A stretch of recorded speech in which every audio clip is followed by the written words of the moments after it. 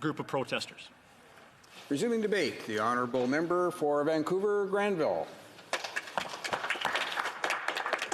Well, thank you, Mr. Speaker, and it is a privilege to stand up to speak in this emergency debate, and I'd like to thank the member for Foothills for sharing his time with me.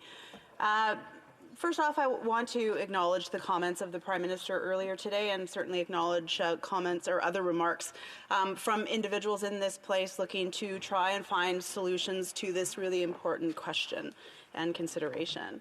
I agree that good faith, partisan or partnership, and a non-partisan approach has to take place when it comes to Indigenous issues and pursuing true reconciliation.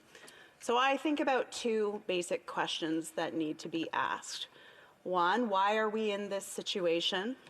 And two, what can we do about it, or what should be done? So why are we in this situation? Why are we seeing blockades and protests and economic disruption? Well, I dare say the answer is pretty straightforward. It is because Canada, through successive governments, including this government, has not done the basic work of resetting the foundations for relations with Indigenous peoples, despite the rhetoric. We all know what needs to be done. We have known for decades, but we are here yet again in a moment of crisis because this hard work has been punted. The history of Canada saw Indigenous peoples divided into smaller administrative groupings with systems of government imposed upon them. For Indians, this was through the Indian Act and the creation of the Band Council system. The work of decolonization, of reconciliation, requires supporting nations to rebuild, to come back together and revitalize their own systems of government, to self-determine. Until they do, we will never know who truly speaks for the nations, irrespective of the good work, good intentions of the hundreds of Indian Act chiefs and councils and traditional leaders who, in many cases, are one and the same. But we have not done this work. We have maintained the same legislation and policies for decades that keeps First Nations under colonial statute, keeps nations divided, renders negotiations long and nearly impossible, and does not support First Nations nearly enough in doing the rebuilding work they must inevitably do. And there are lots of reasons for this. The historical denial of rights to self-government and the denial to one's land. So too, paternalism. And the result of the perpetual inaction are situations like we see today in Wet'suwet'en Territory. The Prime Minister did say today these problems have roots in a long history. That is true. But let us be honest and with respect. The Prime Minister has to learn to take responsibility. Canadians over many years have come to learn our true history and the need for fundamental change. He has been speaking for 5 years about this most important relationship. He stood up over 2 years ago in this House of Commons and pledged to make transformative legislative and policy reforms. Reforms that would be directly relevant to the situation in Wet'suwet'en Territory today, that would have supported the internal governance work of the nation, shifted the consultation processes that took place, and provided a framework for better relations. We have seen, as a result of this speech, from the transformative words, honestly, almost nothing. The promise of legislation has not come. I know it is hard, but we cannot keep punting the hard work because of political expediency. If we do, we will have another situation like we have today in 5 years from now, or quite likely sooner. So here we are. What should be done? In the spirit of good faith and in the spirit of working together, may I be so bold as to offer 4 suggestions. 1, governments have to lead. They need to lead. Weeks have passed. If the Prime Minister wants to have dialogue to resolve matters peacefully, de-escalate the situation, and show real leadership. In my view, he should have gotten on a plane, flown to British Columbia, and picked the Premier up on his way up to Wet'suwet'en territory. Met with the leadership of the Wet'suwet'en and some of the broader Indigenous leaders in British Columbia. He could still do this, having regard for and respect for the wishes and the preconditions, perhaps, of the Wet'suwet'en leaders, and recognizing some of the challenges that exist in their community. Honestly, there is a practice of leaders not wanting, in my opinion, to be in meetings where the outcomes and structures are not basically predetermined. We need to have enough of that. One cannot script dealing with real issues and challenges. Let's just deal with them. 2, the government should act now on making the fundamental changes that are long overdue. The government should long ago have tabled comprehensive legislation that implements the minimum standards of the United Nations Declaration on the Rights of Indigenous Peoples and upholds the recognition and implementation of Indigenous rights, a recognition and implementation of rights framework. Such legislation would include supports, without interfering, for Indigenous nations to rebuild their governments.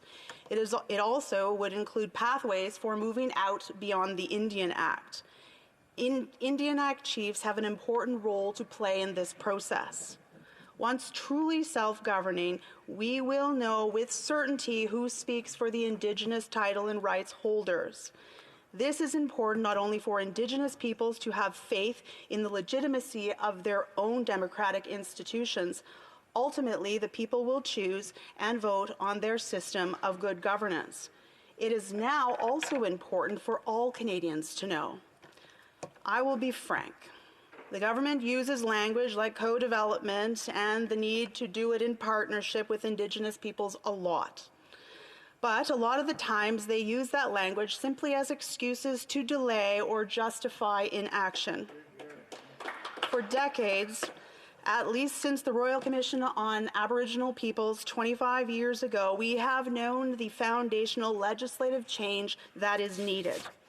UNDRIP is a decade old. This government is 5 years old, and it has been 2 years since the Prime Minister announced legislation would be tabled within 10 months. Enough is enough. The time for action is now.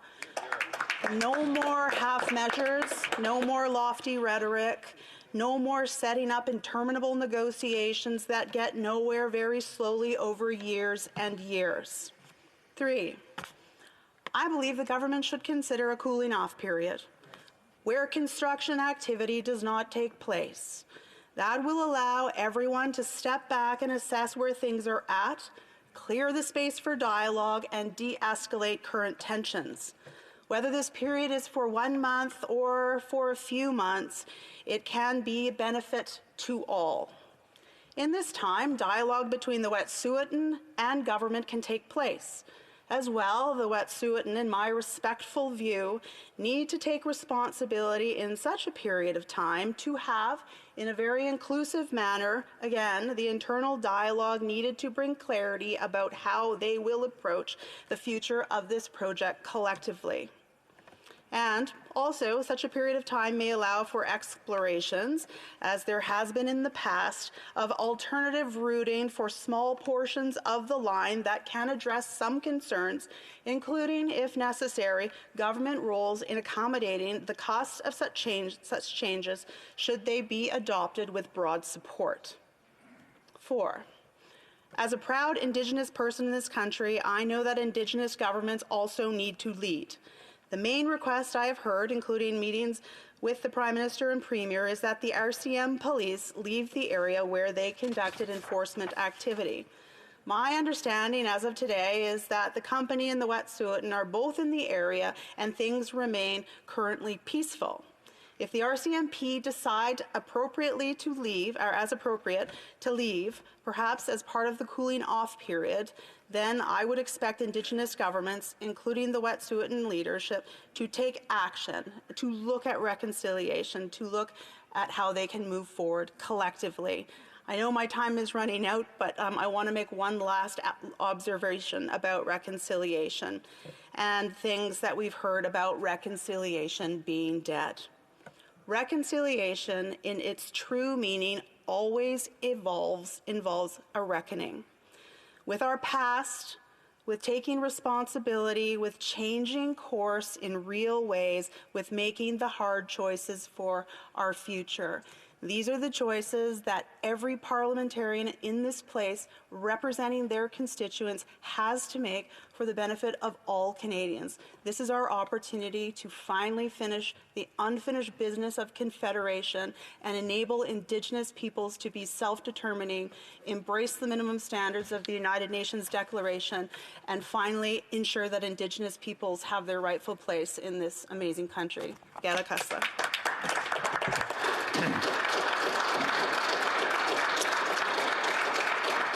Questions and comments? Qu'est-ce commentaire? The Honourable Member for Vancouver East. Thank you very much, Mr. Speaker, and I thank the member from Vancouver-Granville for her comments and for her thoughtful comments. We are actually in a very important moment in time in our history, and I think it is absolutely essential that we all in this House of Commons be on the right side of the history. The member actually proposed a number of actions to which the government can take, and particularly on the question around a cooling off period. That would mean that the RCMP needs to stand down. I think that it would also mean, and I like her clarification on it, and that is for the provincial government to pause the project as part of the cooling off period, so that the discussion that's going to take place towards a peaceful resolution can actually take its course. Did I interpret that correctly from the member's suggestions? And then if we can actually come to that place, then we would have actually set the table to say that we would do things differently, and that yes, indeed, for this entire country, the most important relationship is, in fact, the nation-to-nation relationship with Indigenous peoples and recognizing their full rights. Hear, hear. Full Member for Vancouver-Granville. My colleague from Vancouver East and my neighbour for the question. As part of a cooling off period, I believe fundamentally that leaders, the Prime Minister, the Premier of the province of British Columbia, and Canadians need to have reflections around what happens and how we move forward. An agreement between the Prime Minister and the Premier, and certainly involving the leadership and the citizens of the Wet'suwet'en Nation, is important to determine the best way forward. But certainly cooler heads prevail when there has been an opportunity to reflect and plan a way forward, and I certainly would support that happening. Questions and comments? The Honourable Member for Beaches East York. Thanks very much, and I appreciate a number of the suggestions, including strong engagement and leadership, including Prime Minister potentially getting on a plane and bringing the Premier with him. I think that kind of engagement, and certainly what we've seen from the Minister of Indigenous Services, has been important, and additional engagement would be important. In terms of provincial versus federal actions, I understand the member from Vancouver suggesting a pause, cooling off period from the provincial government. On the federal side, with respect to cooling off with respect to the RCMP. So I understand under the RCMP Act that we could, the minister could request a review of actions undertaken to date by the RCMP on in enforcing the court order and potentially stepping outside of that court order. That would be, I think, a positive potential step, given, I think, much of the problem at the outset had to do with the RCMP overstepping its jurisdiction in some ways. With respect to requesting the RCMP to stand down, given the member's former experience, to what extent does she think direction of the RCMP would be appropriate in the circumstances? For Vancouver-Granville. Well, thank you, Mr. Speaker, and I appreciate the question and the opportunity to speak to it. I mean, I have heard the debate all night, and I, based on my former role, but generally understand the role of the RCM police and police forces and the reality of the not having political interference happen. I know that very well. I am familiar with the authorities in the RCM Police Act, and I'm also familiar with the necessity to ensure that the RCMP have the ability to exercise their discretion as appropriate. However, there has been a conversation in this country, and perhaps this might be a result of this debate for this conversation to continue, the balance between the independence of police forces and the discussion with respect to authorities of ministers. We've had inquiries about this, Ipperwash for one. This is a conversation that needs to continue, but appropriately with political action, agreement on all sides, perhaps that would guide the way or lead the way for decisions to be made by police and the RCM police. Okay, we're resuming debate, and the